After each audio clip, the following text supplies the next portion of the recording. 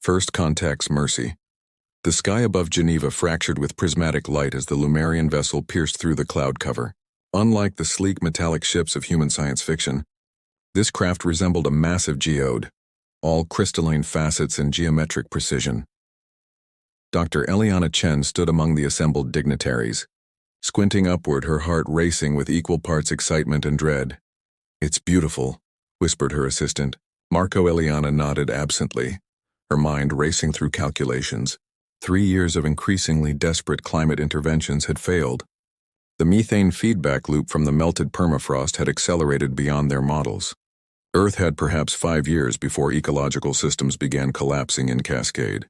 That the aliens had chosen this moment to arrive seemed either miraculous or suspiciously convenient. The ship hovered silently, its surface refracting sunlight into thousands of rainbow arcs across the assembly. Then, without warning, a section of the hull dissolved into motes of light, and 3 figures descended. They were vaguely humanoid but unmistakably alien, their bodies composed of interconnected crystalline structures that shifted and realigned with each movement. Where faces should be, they had faceted surfaces that somehow conveyed expression through subtle shifts of light and geometry. The central figure stepped forward, its crystalline body catching the sunlight. "I am Ambassador Xerix of the Lumerian Collective," it spoke, the words somehow forming in the air rather than from any visible mouth. "We have come to offer salvation." The UN Secretary General stepped forward, but Eliana found herself moving too, driven by an impulse she couldn't explain. Later she would wonder if the Lumerians had somehow chosen her, nudged her forward telepathically. But in that moment she simply knew she needed to speak. "What do you mean by salvation?" she asked, her voice carrying across the suddenly silent field. The ambassador's crystalline form shifted, light patterns rearranging in what Eliana would later learn was surprise. "You are dying," Xerix stated. "Your atmosphere, your oceans, we have technologies that can reverse the damage. Why would you help us?" Eliana pressed, ignoring the diplomatic corps' horrified expressions. "What do you want in return?" A sound like wind chimes filled the air, Lumerian laughter. "Dr. Eliana Chen," Xerix said, somehow knowing her name. "The universe is vast and sentient life precious. We help because we can." Within days, Eliana found herself appointed as chief scientific liaison to the Lumerians. Their ship became a base of operations just outside Geneva, and teams of crystalline engineers began deploying atmospheric processors around the planet.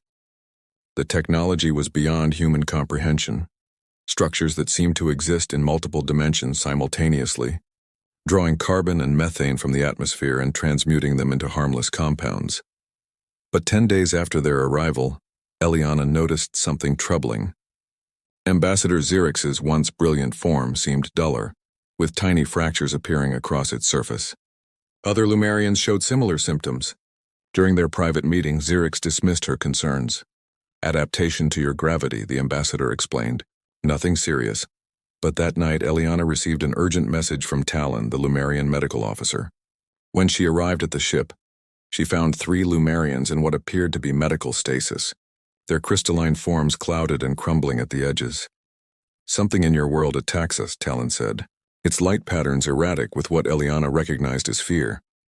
"We did not anticipate this."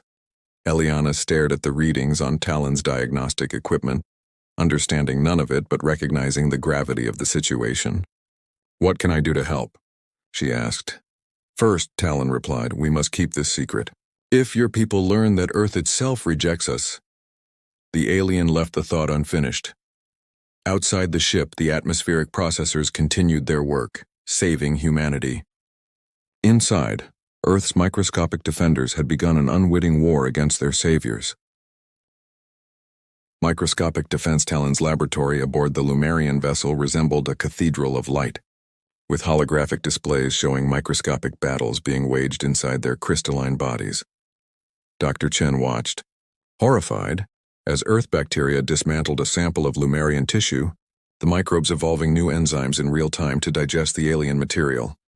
"They adapt so quickly," Talon said, manipulating the display with graceful movements. "Our bodies are mineral-based carbon lattices, similar enough to your world's structures that your microbiome recognizes us as substrate. Food." Eliana translated grimly. Earth's bacteria see you as food. Outside the ship, Colonel Julia Reyes watched through binoculars as more Lumerians entered the vessel.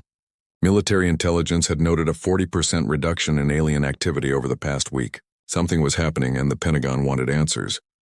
Dr. Chen has spent 16 hours inside, her aide reported. Should we intervene? Reyes lowered her binoculars. No, let's see what she reports. But prepare containment protocols. Inside the lab, Eliana struggled to explain immunity to beings who had never needed it. The Lumerians had evolved on a sterile world, their bodies never developing defenses against microorganisms. Your species has co-evolved with these attackers for billions of years, Xerix said, entering the laboratory. The ambassador's once brilliant form now showed extensive fracturing, with entire facets darkened. We had no concept that life could exist at this scale, or be so aggressive. I need to bring in other scientists, Eliana insisted. Microbiologists, immunologists? No, Xerix interrupted, light patterns flashing urgently. If your leaders learn we are vulnerable, they will see opportunity. Already we detect increased military presence. That evening, as Eliana returned to her quarters, she found them ransacked. Her research notes were gone, along with blood samples Talon had taken to study human immune responses. Security footage showed men in unmarked uniforms. You're being watched, Marco warned when she called him. Someone high up wants the alien's weakness documented. By morning, 17 more Lumerians had entered medical stasis. The atmospheric processors continued functioning, but their maintenance had ceased. Earth was being saved while its saviors crumbled from within. We've isolated the primary pathogen, Talon explained, showing Eliana a model of a common soil bacterium, now evolved to target crystalline structures. It's in your air, your water, your soil, everywhere. And inside us, Eliana realized. Humans are carriers. Xerix, now moving slowly and with obvious pain, joined them. Our ship has become a quarantine zone. Soon we must decide, abandon our mission or risk extinction. As they spoke across Geneva, Colonel Reyes received the lab analysis of samples collected from Dr. Chen's quarters. Confirmed, her analyst reported. The aliens are dying from exposure to Earth itself. Bacteria are consuming them. Reyes immediately contacted Washington. The visitors have a critical vulnerability, requesting instructions. Meanwhile, unnoticed by any security system, young Maya Patel, an engineering intern assigned to the atmospheric processor installation team, had discovered something alarming. The bacterial evolution wasn't random. Something in the Lumerian technology was accelerating it, creating a feedback loop that was producing increasingly specialized microbes. Earth wasn't just defending itself. It was evolving weapons specifically designed to eradicate the visitors. Hostile evolution Maya Patel wasn't supposed to have access to the Lumerian atmospheric processor's maintenance systems, but curiosity had always been her defining trait. The 19-year-old engineering prodigy had created a backdoor into their diagnostics during installation. Now staring at her tablet's readings, she felt a chill despite Geneva's summer heat. The bacteria are changing faster near the processors, she murmured, cross-referencing data points. The Lumerian technology emitted a specific energy signature that appeared to accelerate bacterial mutation rates by 4,000%. While Dr. Chen worked with Talon to find a defense, Earth's microbiome was weaponizing itself against the aliens with frightening efficiency. Inside the Lumerian vessel, Elder Krell, the ship's most venerable scientist, emerged from deep meditation. Unlike younger Lumerians, Krell's crystalline body was composed of denser materials, making him somewhat more resistant to the bacterial assault.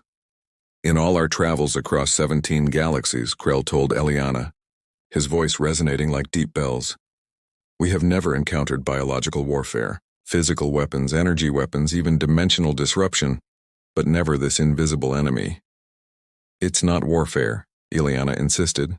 It's just nature. Earth's ecosystem protecting itself. Distinction without difference, Krell replied sadly. The outcome remains extinction. Across the city, Victor Zhao sat in his penthouse office, examining the biological samples his operatives had collected from Dr. Chen's quarters.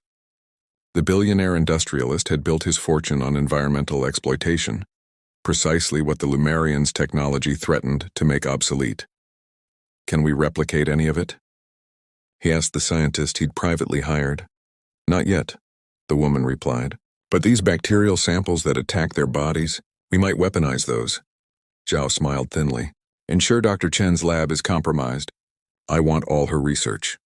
Meanwhile, Colonel Reyes received new orders. Maintain surveillance only. If aliens retreat, secure any abandoned technology. The next morning, Maya nervously approached the Lumerian ship, clutching her tablet. Security was minimal. Most Lumerian guards had fallen ill. She found Dr. Chen arguing with Talon in the laboratory. We've tried every antibiotic on Earth, Eliana was saying. Nothing stops these evolved bacteria.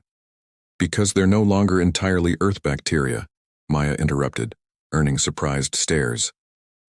The processors are causing mutation acceleration. I've tracked the pattern.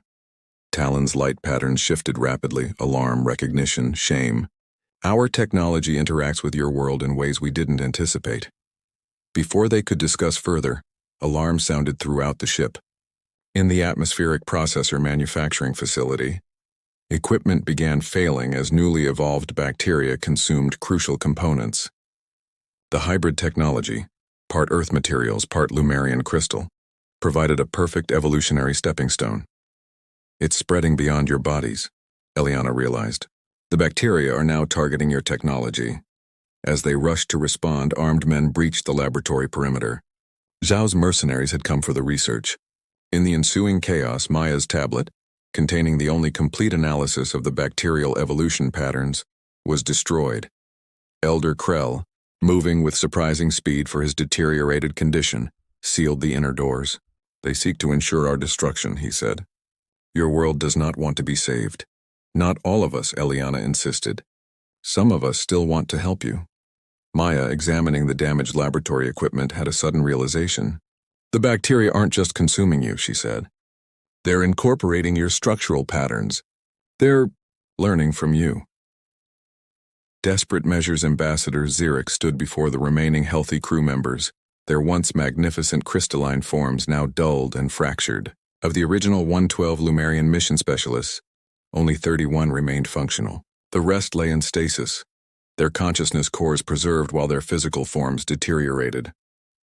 We must consider emergency departure, Xerix announced. Light patterns somber. Our primary mission, Earth's atmospheric restoration, has deployed sufficiently to continue autonomously. We cannot risk the extinction of our entire species. Across the ship, Eliana and Talon worked frantically, testing potential biological shields against the ever-evolving bacteria. Maya had joined them, her engineering perspective providing crucial insights. If we can't stop the bacteria, Maya suggested, maybe we can redirect them. They're incorporating Lumerian crystalline patterns. What if we created a decoy target they prefer over actual Lumerian bodies? Talon's light patterns brightened slightly, the first sign of hope in days. Sacrificial substrate. Outside the ship's perimeter, Victor Zhao met with Colonel Reyes in an unmarked vehicle. The Pentagon may be content to wait, Zhao said, sliding a tablet toward her. But my sources confirm the aliens are preparing to depart. Once they're gone, their technology becomes salvage. Russia and China already have recovery teams standing by. Reyes studied the tactical assessment. What are you proposing? A security incident requiring military intervention. You secure the ship and technology for America. I secure research access. Mutual benefit. Reyes studied the tactical assessment. What are you proposing? A security incident requiring military intervention.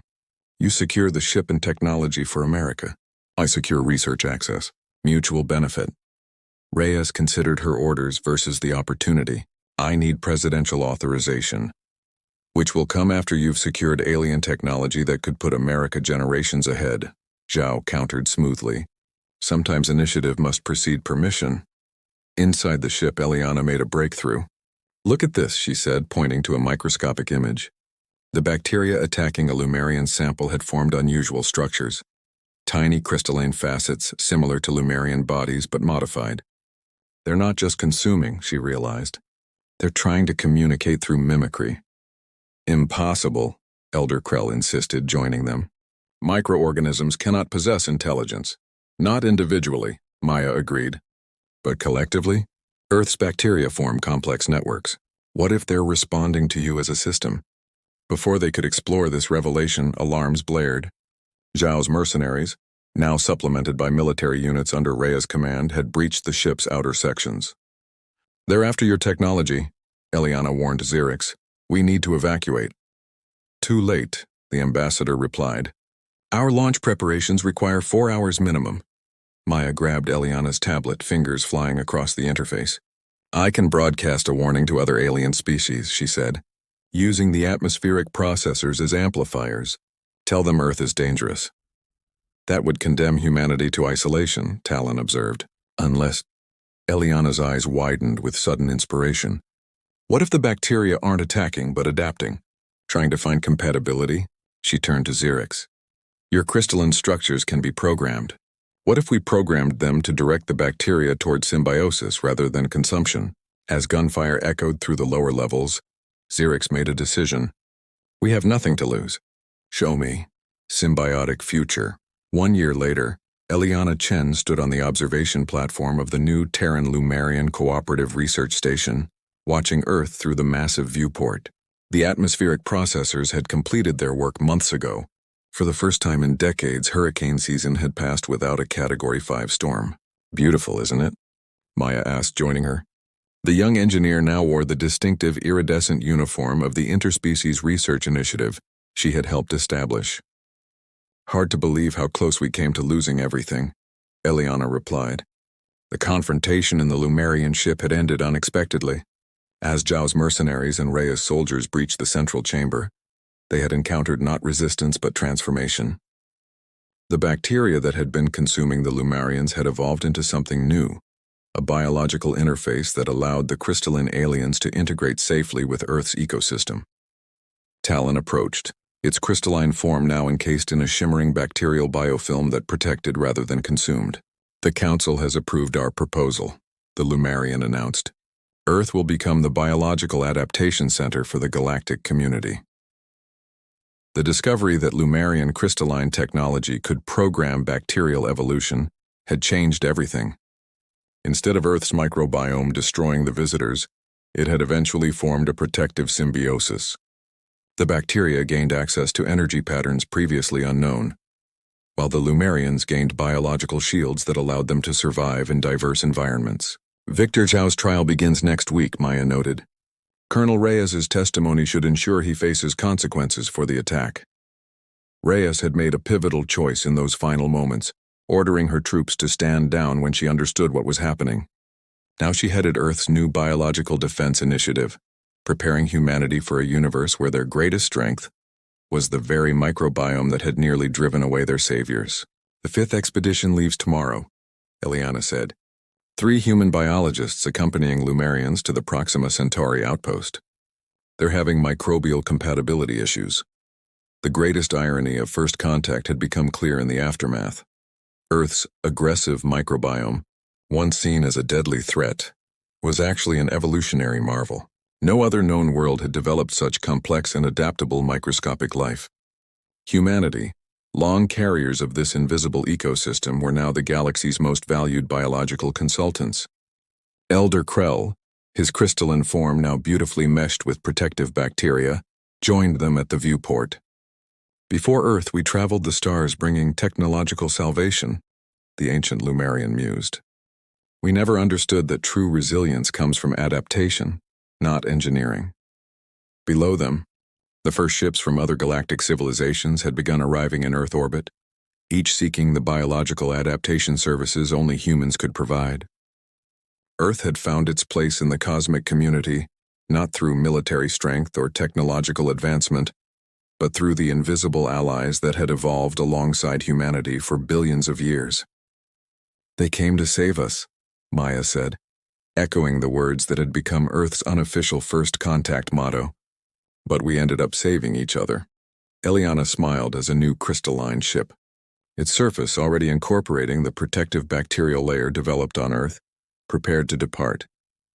On board, human scientists and Lumarian engineers worked side by side, carrying the promise of symbiotic adaptation to distant worlds. Earth, once a dying planet in need of salvation, had become the source of a new kind of resilience, one that would eventually transform life throughout the galaxy, one microscopic adaptation at a time.